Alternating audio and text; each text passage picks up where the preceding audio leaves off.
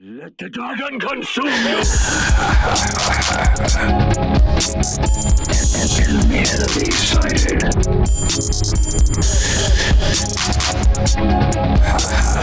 Stop the payload! Stop the payload!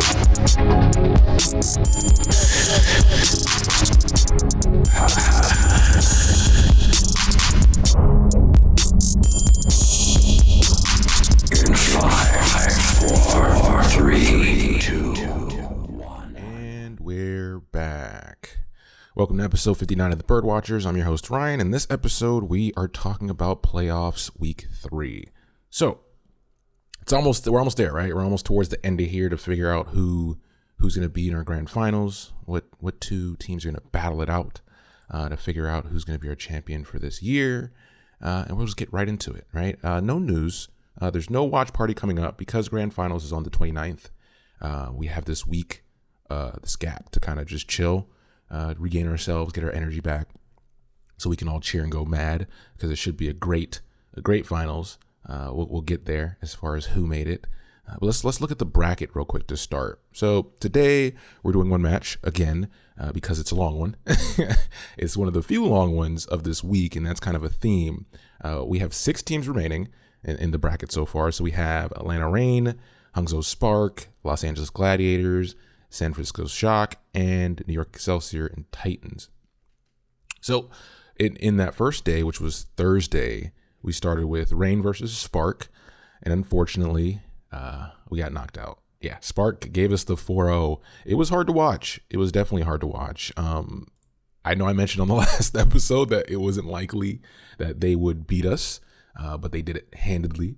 And yeah, I don't know what to say about that. We look kind of out of it. I don't know if it's a case where, these playoffs have been very extensive, with the double elimination and everything, with the way the schedule's set up. Like if we would have won this, we would have to go like Thursday, Saturday, Sunday kind of thing. That's a lot, right? That's a lot when you don't have time to practice for every team.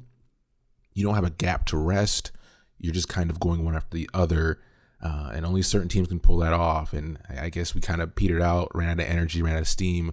But I want to say one more time, what a run, right? We're now one of the teams that people are talking about for next year.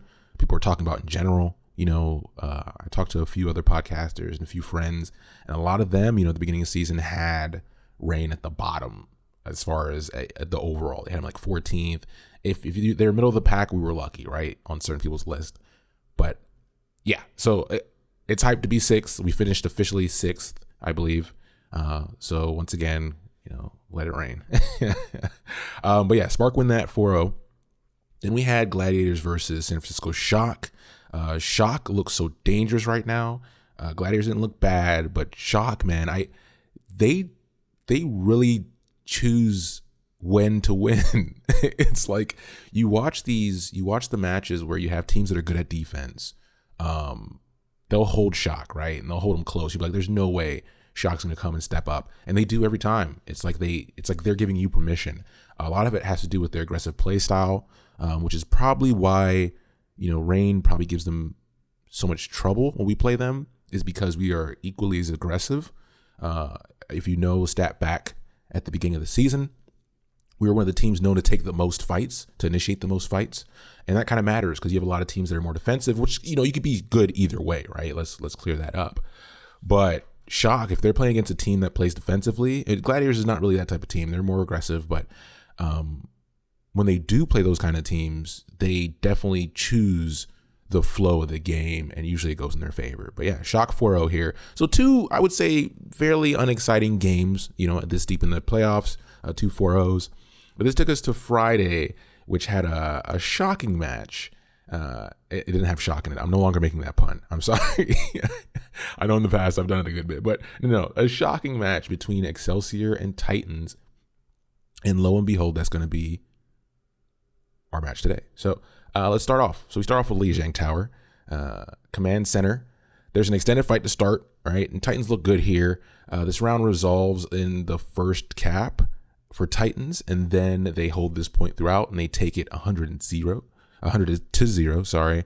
And Titans look dominant. I mean, Titans are a good team. their Titans. This takes us to Gardens then, and Titans start dominant, getting to about 99%. So it looks like it's going to be a complete sweep, but Excelsior is able to flip this point and turn this round into an exciting one. They do the same. They get to about 99, but then Titans are able to win that final fight, and they take this map to start off the series 1-0. So they take Lijiang Tower. We move into King's Row. Some would say the best map to ever map. We start with Excelsior on the attack, and Excelsior get a quick point 1. They make quick work of point 2, but Titans put a solid defense up on point 3 and burn off some of the Excelsior's access time, right? Then we move to Titans on attack, and Titans don't necessarily have an easy time on any point. It's just a grind from beginning to end. They have to earn point 1 and 2, and Excelsior put their foot down on point 3 to prevent any real progress on that point. And Titans are held, and Excelsior tie up the series 1-1. So we have a match, right? That's usually a good sign, because the funny thing they always bring up, right, is like, no team has ever come back from an 0-2 start. No team in history. I mean, we've had 2 seasons, so calm down. It's possible. At some point it could happen, but that means this 1-1 start is a good look for, a solid match and not another 4-0 like we've seen in the previous 2 in this week. Excuse me. That takes us to Temple of Anubis next, and Titans start on attack. So Excelsior put up this amazing defense, not once, but twice. But somehow the Titans are able to get point 1 and 2 in overtime. Insanely impressive for the clutch performance. Naturally, it involved Haksal popping off. He's always part of the formula. But Somin Su's in there as well, causing some trouble. This takes us to, so they get both points with no time left on the clock. This takes us to Excelsior on attack. Excelsior start with a surprising Bastion pick, and they're able to position perfectly each time as they make their way to point 1. So they get a quick point 1 and a subsequent point 2, ending with 420 in their time bank. Just Blaze. That one's for you, Flat Chat. So that takes us to round 2, where Titans have no time bank, right? So Excelsior is the only one that's going to get an attempt. They don't need all that time at all, because they end up capping after the first engagement. So Excelsior go up in the series 2-1. Moving on to Gibraltar. So we went from one of the worst maps, Temple of Anubis, to another bad map in my opinion. I'm not a big fan of Gibraltar. I've talked about that before. It's that point 2 is really what breaks it for me. Point 1 is interesting.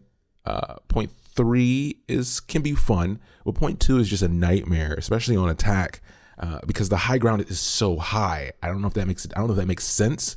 I think Gibraltar in general has these, probably the highest elevation or verticality you can have between all the maps on Overwatch. So I don't know, but we do start with Titans on attack. Titans don't drop one team fight from start to finish, making a good time of 3:37. So like I said, that point 2 doesn't matter to them. They just roll all the way through. And that's a hell of a time on Gibraltar. Excelsior go next. They start with a quick point 1, but they struggle through point 2 like most teams do, and they struggle even more on point 3, where they end up getting held and not being able to full cap at all. So Titans take that series, and we're back to 2-2s. Like I said, we're battling here. We're battling. So we go to our next control map. Remember, because in playoffs, it's best first to 4. So the way the maps are structured are different from our standard stages. So we now have Busan as our control map. We start with Mecha Base, and Titans get a first cap. They dominate this round mostly due to Haksell's insane Doom performance. He's around like 21 limbs, 1 death on this round. Sanctuary's next. And Titans are more than dominant in this round than the last, and they go up in the series 3-2. So they made quick work of that to take the lead and try to end this thing, right? We then go to Numbani, a good map, beautiful map. Excelsior are on attack first, and Excelsior opt for the Bastion comp to bulldoze to that top right. And it actually works, right? This is something that we've seen. I don't know, because I feel like with the Bastion picks New York has been doing, kind of started with us. I'm not saying Lena Reigns takes all the credit, but we do play a fair bit of Bastion when we have Baby Babe play that character. And it looks like the Excelsior have been doing that as well lately on certain strats to help, bring that pressure. And they're almost they're better at positioning on offense when they use Bastion than we are, definitely, as we found out in our match against them. But yeah, they start with that Bastion comp. After capping point one, they make great time through point one with Bastion. And after a brief fight loss and a complete comp swap at point three, they're able to actually finish this map with 2:15, which is great time. Titans then go next. Titans mimic the Excelsior speed, not with the same comp. They're using your base Doom Reaper comp, but they do it a tad bit faster to push this match or this map into round two. Excelsior then go first in round two, but this time they stick to this traditional Doom Reaper comp, and they go an absolute rampage, right, through all 3 points in overtime. SBB steps up here on Reaper. Up to this point, he's been kind of not struggling, but not shining, right? Definitely not outshining Somin Su on his Reaper, but here he's landing. His Death Blossoms are damn near perfect. His positioning is great. He's cleaning up kills. It's amazing. And they end up getting all 3 points. And that's crazy in overtime. Even though they had a good bit of time to start, the momentum here is definitely beast. And they carry that momentum into Titan's attempt. So Titan goes next on attack. They try to challenge that Excelsior's momentum, but they're unable to even get a tick, right? They just pretty much get shut out. So we're tied up 3-3, and it's time for a tiebreaker and our map of the match. So our map of the match is Dorado. Titans start on attack here. This is a brawl from beginning to end, and Excelsior have an amazing defense with great character selection. Is just the case where Titans pull it off and full cap and OT. They just step up to the plate. We've seen Shock do this before, where I think they're more known for doing this, where they just don't give up. Like, there's nothing you can do. You can put up the best defense. You can get the picks early. You can have ult advantage, but they have this force of will to make it where they need to get. And this is what makes them and Titans, shine throughout the season. I mean, this kind of has been, I think that's probably the true rivalry, right? I talked about, I wanted Shock or New York to be our rival. I think New York's our rival, and I think Shock and Titans, that's the thing that we've seen all season. These giants just go against each other, and it's been exciting to watch every time. And I'll have more to say about that in a bit. But Excelsior go on attack next, and they look convincing in their first engagement, right? But there's something that happens where the Titans just go Super Saiyan. They're already playing very well, right? Like I said, on their attack attempt, it was amazing. But they just go to the next level, and they start stuffing every attempt, burning so much of Excelsior's clock. Excelsior is able to get a little bit past point two. It seems like no matter what they do, though, their fate has been decided, and Titans hold, and they take their spot in the grand finals. So huge, right? This was an amazing match. I think so far between all the weeks, all the matches that have gone this full 7 maps have been insane. You kind of see teams get pushed to their limits and see who steps up, and that's always fun to watch. But this was definitely one, especially for this week, because we're going to go back to the bracket and talk about what happened after this point to kind of accentuate. But like I said, it was a hard-fought battle, and this is continued proof that all these teams in this bracket, in this playoff bracket, want it. And this is gonna set the bar for next year, right? Like how difficult it's gonna be, especially with traveling. So you throw traveling in the mix, and then it's gonna be fun. It's gonna be fun. I can't wait. But coming back to the now. Saturday was the next round of matches, which we had Spark versus Shock, and Shock took this 4-0. So we have another 4-0 for this week. And then we moved on to Shock versus Excelsior. Shock again taking it 4-0. Excelsior not looking like the team they looked like against the Titans. Who knows if they practiced for the Titans and it just took it all out of them. But the Shock don't really have to practice for anybody. It seems it's like everyone has to practice up to their level. Right? Insane amount of matches. So where does this put us? This puts us with our grand finals on the 29th being your San Francisco Shock versus Vancouver Titans.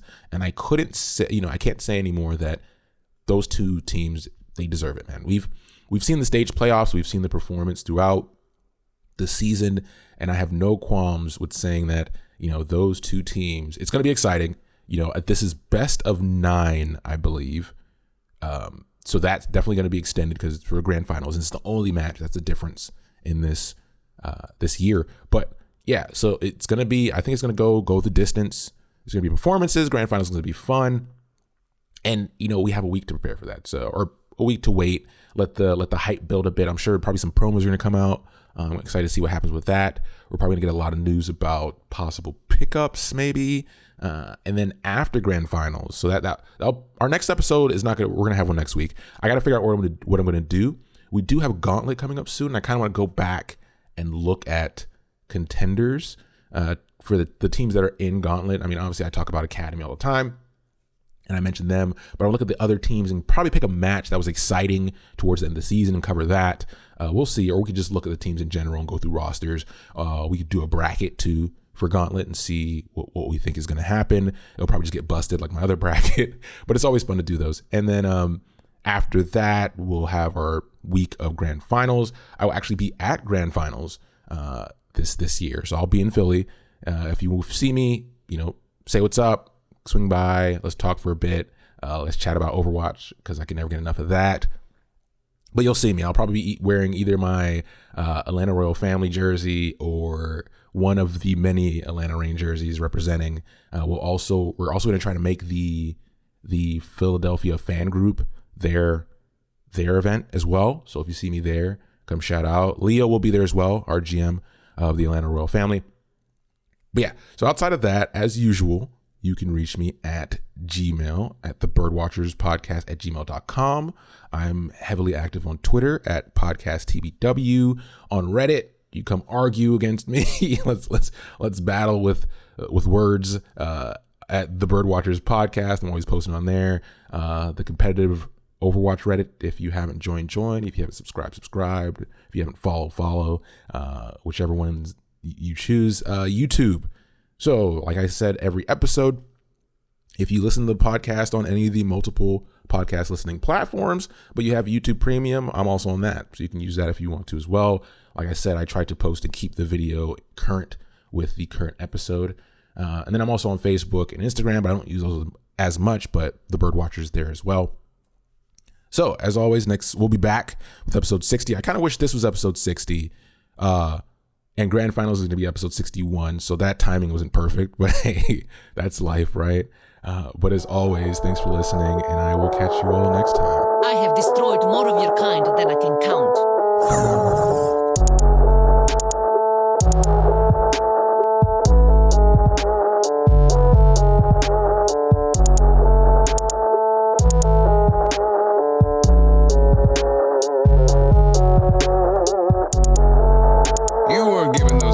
Toss them around like trash. I don't take lessons from you.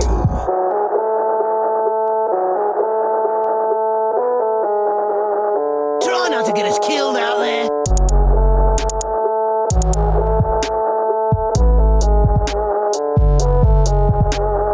I heard there's a nice reward for